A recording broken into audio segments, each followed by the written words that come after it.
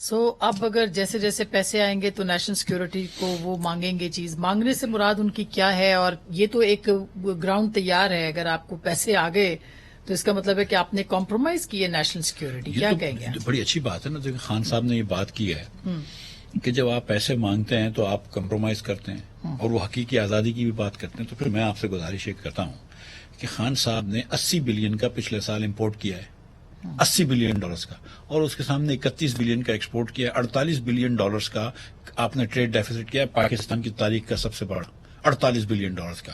آپ نے 17.5 billion dollars کا کرنٹ اکاؤنٹ ڈیفیسٹ چھوڑ کے گئے. تو پھر آپ کون سی حقیقی آزادی کی بات کر رہے ہیں؟ آپ نے تو یہ اس جگہ پہ لے کر آ گئے جہاں پہ آپ کو دنیا سے پیسے مانگنے پڑ رہے ہیں، بھیک مانگنی پڑ رہی ہے. یہ خان صاحب ہی لے کر آئے نا اس جگہ پر.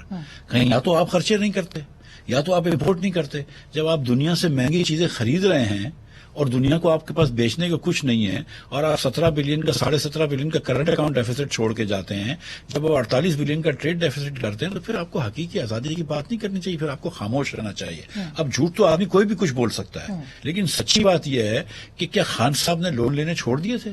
کیا خان صاحب نے آئی ایم ایف نہیں گئے تھے؟ کیا خان صاحب نے خودکشی کی تھی آئی ایم ایف جانے سے پہلے؟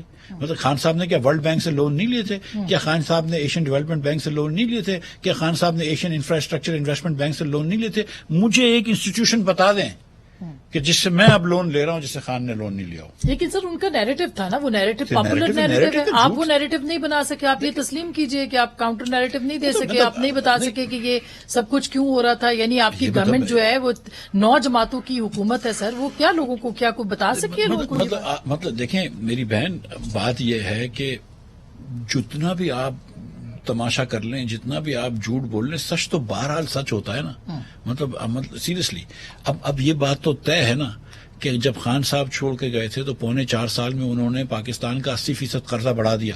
اس میں تو مفتاح اسماعیل کوئی وہ نہیں کر رہا نا. کیا یہ بات طے نہیں ہے کہ خان صاحب نے ہر سال tax to G D P ratio کم کیا؟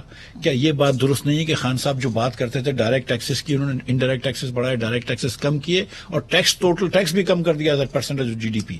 کیا یہ بات ٹیکس نہیں ہے کہ یہ 2 مہینے کے اندر شہباز شریف کے آنے کے بعد ہم نے ڈائریکٹ ٹیکسز بڑھائے 38% سے، اللہ کی مہربانی سے؟